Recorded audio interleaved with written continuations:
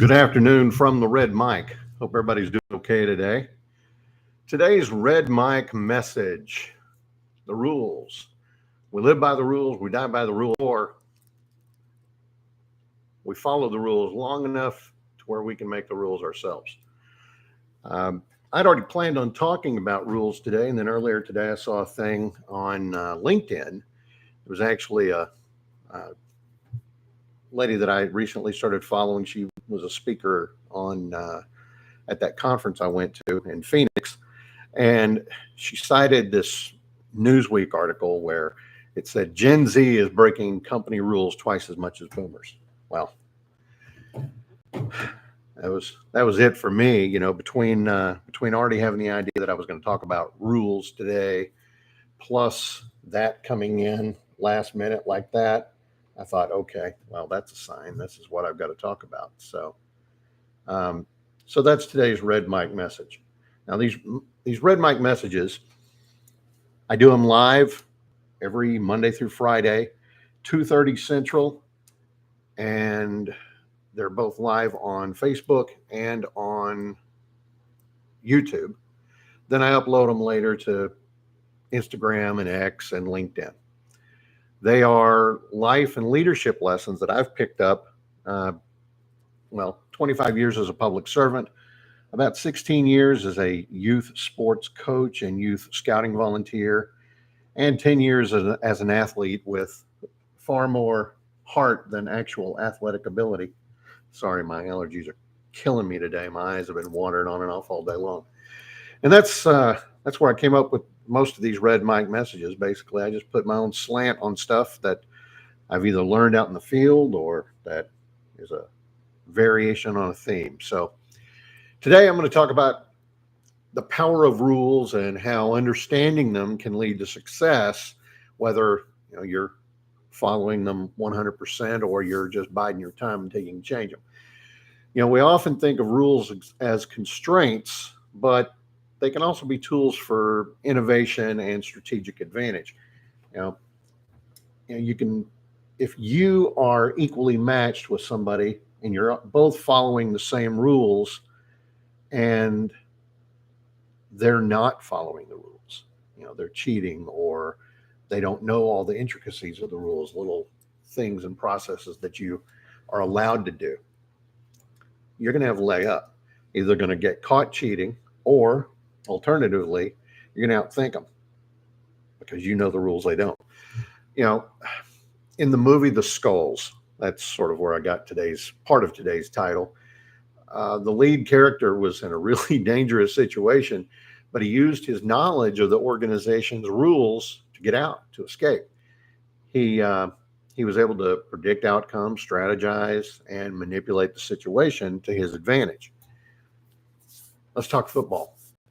You might remember this a few years later, and if Gary Schneeberger is watching, I'm sure that he'll remember, or Kim Kehoe. They're a couple of, and also Becky Mutta, some of the biggest Packer fans that I know out there. A few years back, there was a game between the Packers and I think it was the Lions. Ty Montgomery used a very little known rule in the NFL really to his advantage. There was a kickoff, and rather than going in and through the end zone, it bounced. Well, he knew that the kicking team could recover, so he used his superior knowledge of the rules to his advantage. What did he do? Well, he put his feet out of bounds and then he grabbed the ball. Now, by rule, what that meant is the minute he who was out of bounds touched the ball was out of bounds. That's a flag. Ball placed on the 40-yard line. Immense play by Ty Montgomery. He used the rules to his advantage. It gave his team, the Packers, a much better field position. And, that's just one example of how understanding the rules on a deep level can give you a strategic advantage. Let's move on to politics. LBJ, Lyndon Baines Johnson, was known as a master of Senate rules. He used the rules to his advantage, for his party's advantage. It allowed him to push his own agenda, powering rural areas, Uh, Other things that he stood for, I'm not going to go into deep detail because I'm trying to stay out of politics, as you know. But he rose to leadership roles and eventually vice president and then president of the United States. He knew the rules and he mastered the rules. So, what does that mean in the workplace? Well, you can navigate complex situations, make informed decisions, you can avoid pitfalls. It can also give you opportunities for innovation. For example, if you know the rules of a company's bureaucracy, you might be able to find efficient ways to get projects approved or expedited to your advantage. But it's not just movies, sports, or politics. I mean, Magnus Carlsen and Gary Kasparov in the chess world, Elon Musk and SpaceX, heck, Billy Beane using the Moneyball strategy, sabermetrics. I mean, he didn't come up with it, but man, he was the early adopter to master them. And yeah, I know a lot of the aspects of the movie are fictionalized, but I mean, no one can deny that the Athletics had a tiny payroll and got right up to the pinnacle. They didn't win, but they got as close as they possibly could with the talent they had on the field. So,